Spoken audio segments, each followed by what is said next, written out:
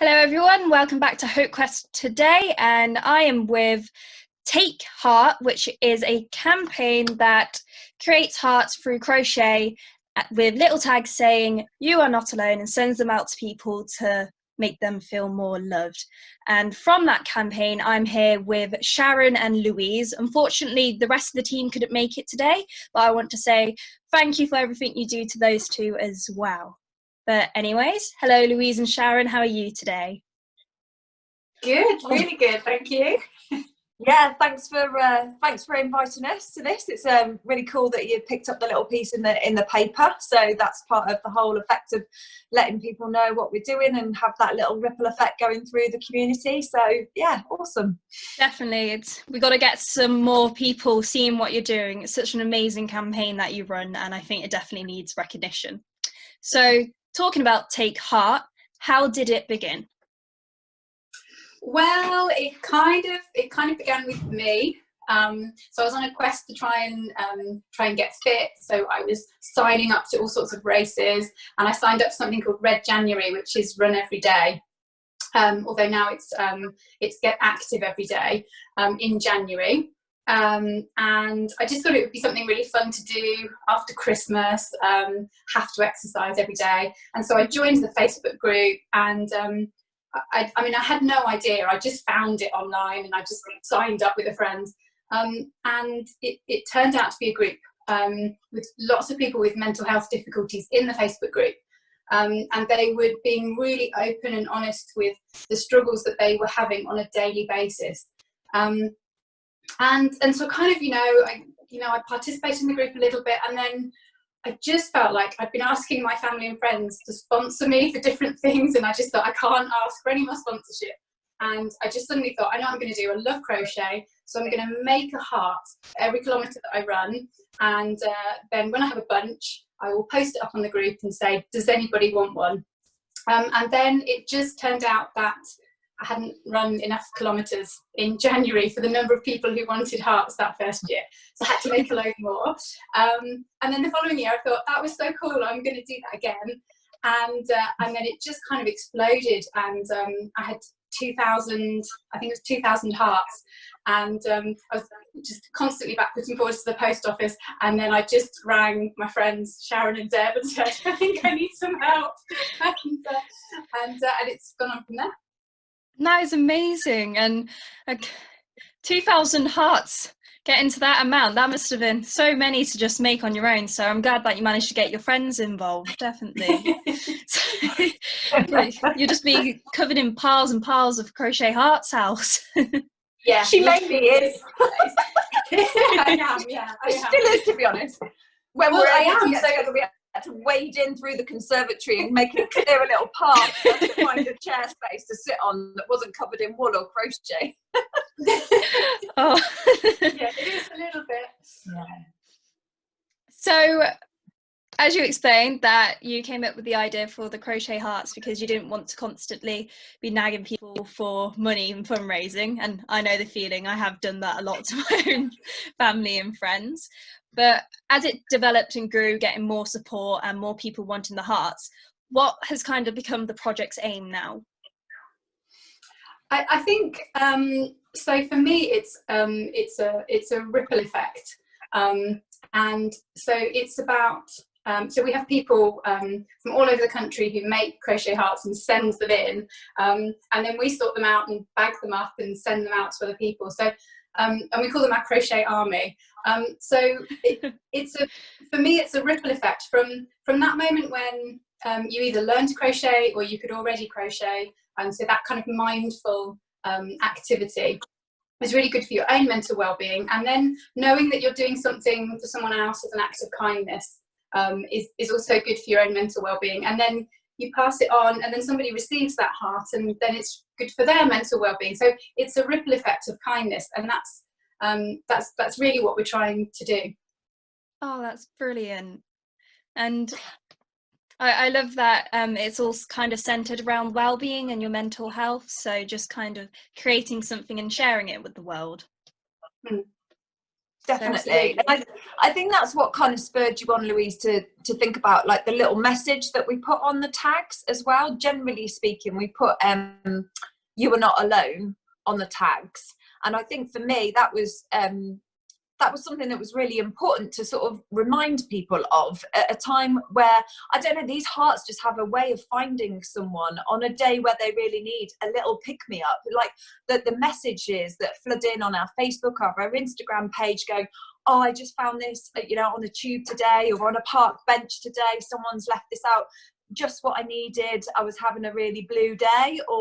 And to remind somebody that they are not alone in this world, I think is a really crucial message, because I think when we can go very much into our own spiral of thoughts in our own mind, that can lead to negative mental health and a mental well-being that, you know, isn't conducive to living your life in the fullest way that you possibly can for yourself. And I think that they found people on days where they just needed a little nudge to remind them that actually the universe is looking out for them too. You know, whether you're spiritual at all or not or what, but you know, that for me, that little reminder that you're not alone in life, someone has thought of popping that out to you in the post or popping it out for someone to find, and it finds you, I think is really important. And you know, if it nudges people to then get further help or talk to someone about their find, then that's the beginning of that ripple effect then to move you towards a better place mentally. Definitely. And it's just kind of that little thing in a day-to-day when you've like one thing has kind of made your day quite negative, and then you come across say one of your crochet hearts and the little messages as well, that's just going to make someone's day, and it's that positive turn that gets you back on track.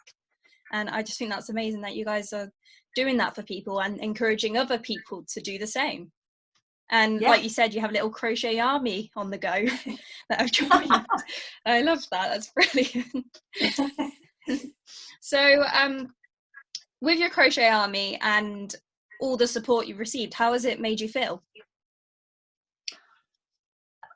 I've been pretty, I mean, Louise obviously set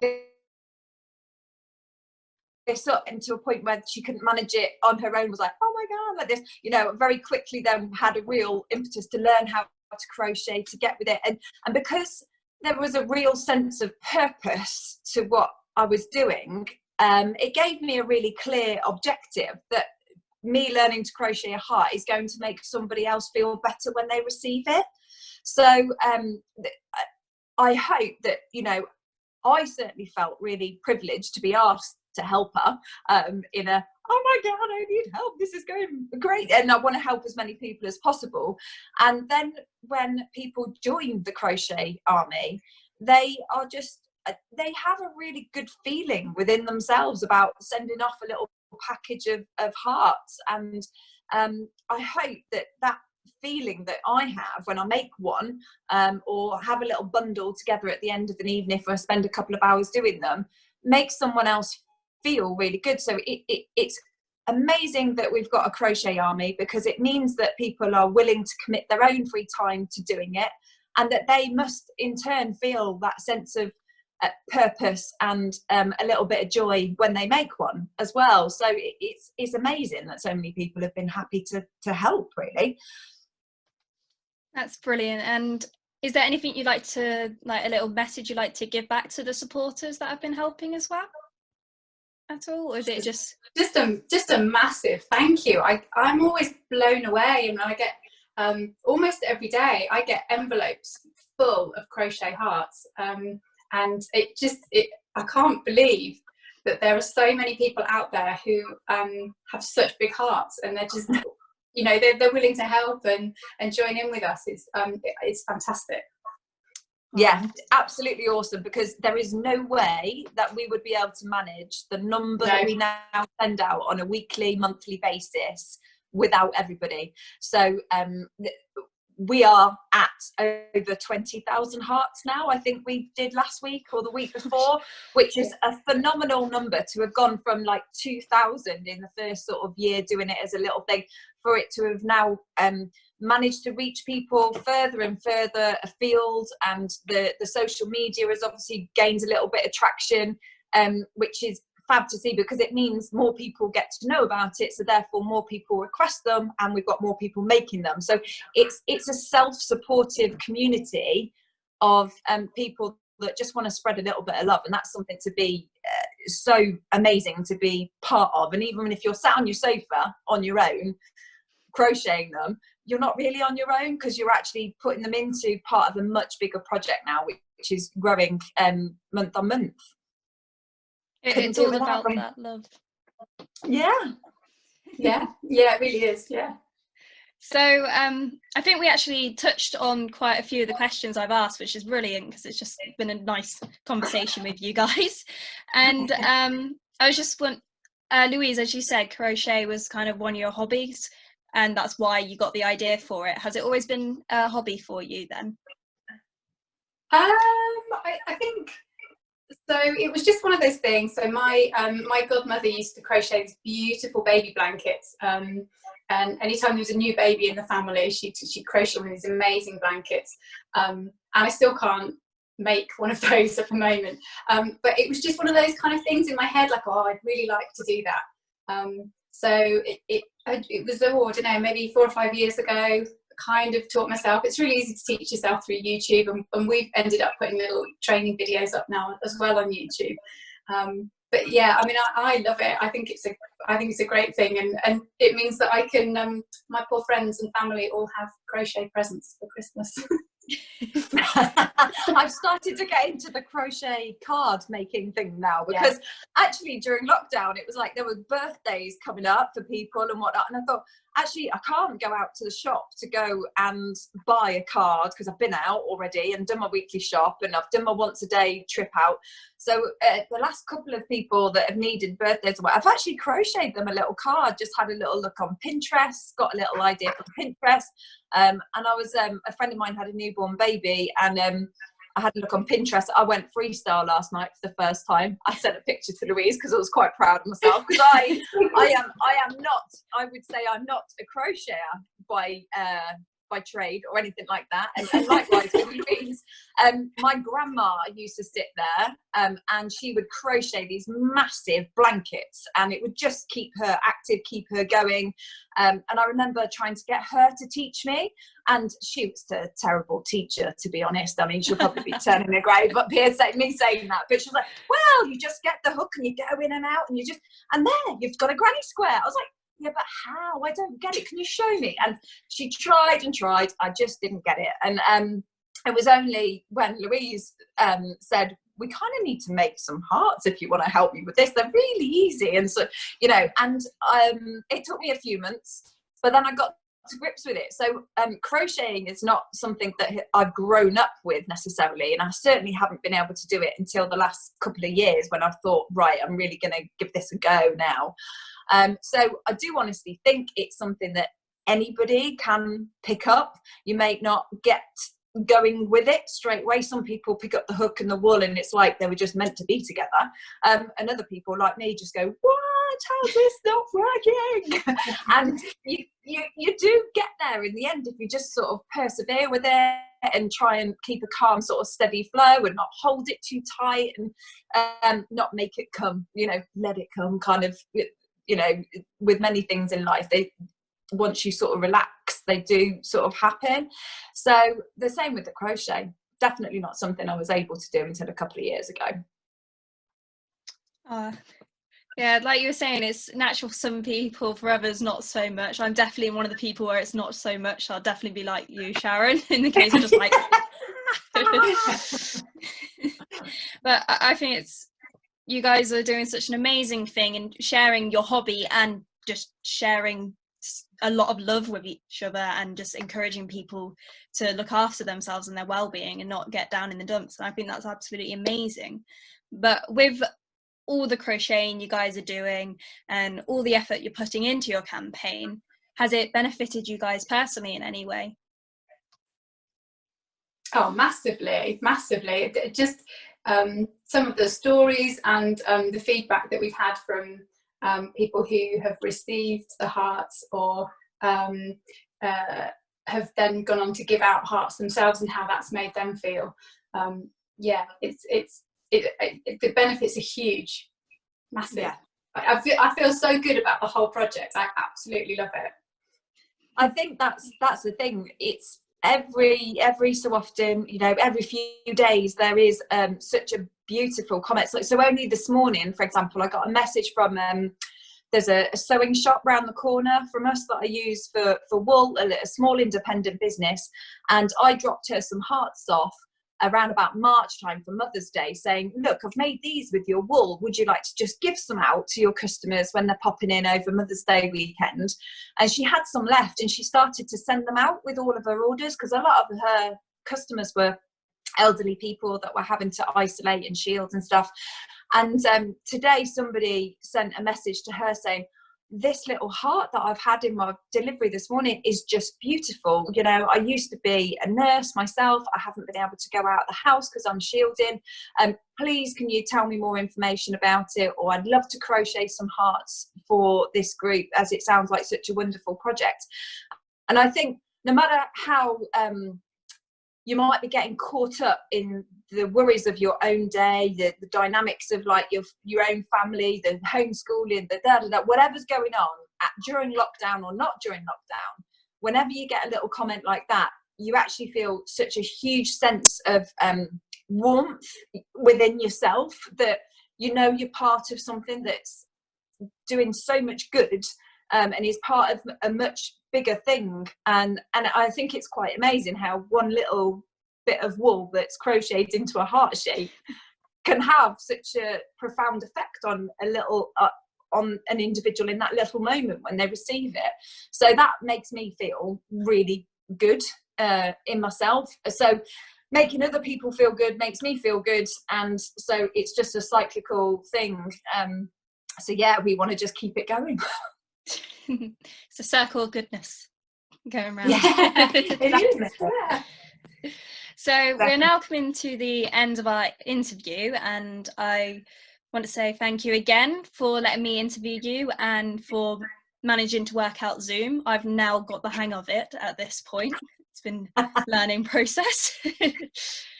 Isn't it all? Definitely. And my final question for you guys is, if you had one message you could give out to the world, what would it be? I think it would, for me, it would be kind. I think it's really important at the moment, but at any time to be kind to yourself. So to look in first, but look in a positive way, and then to look out and be kind to others. We're all really struggling at the moment, but I think it's really important to keep being kind, and keep looking out for and looking after others. And so I've got a little heart here for you, Cora. Oh my gosh, that's so adorable. So I need to send that to you, so I will pop that one in the post to you. Oh, brilliant. Thank you so much. That is so cute as well. I haven't actually, I've seen the depictions of them, and they're brilliant. Yeah. Thank you for that. Definitely. And Sharon, would you have any message you'd like to give out, or is it quite similar to Louise's own? I think the one that sprang to mind for me was to just have patience. I guess that's wrapped into kindness. You know, we have lived our lives in a rush for a long time, and I think if one thing that lockdown has given us at the moment is maybe a sense of having patience, that we don't need everything now, and good things will come. We may just have to wait for them. So just to give people and things some patience. Those are both wonderful messages, and I've really enjoyed speaking to you both today. I hope that your campaign Take Heart is able to flourish even more, and maybe your team will have to eventually grow as you just have an import of so many requests and the demand just keeps increasing. But it's absolutely amazing what you guys have done and are continuing to do. And I was a bit down in the dumps today, but you guys have definitely improved my day for me getting to speak to you. Brilliant. Good. Good. Cool. Thank you so much. Thank you for talking to us. It's okay. Yes. Thanks for the invite. Loving the love. So to everyone at HopeQuest and who is watching today, I have linked above the crowdfunding page for the Take Heart campaign and also their social media pages if you'd like to go learn to crochet or get involved in somehow, and also show your love and support. So thank you for watching today, and we will see you next week. Bye everyone.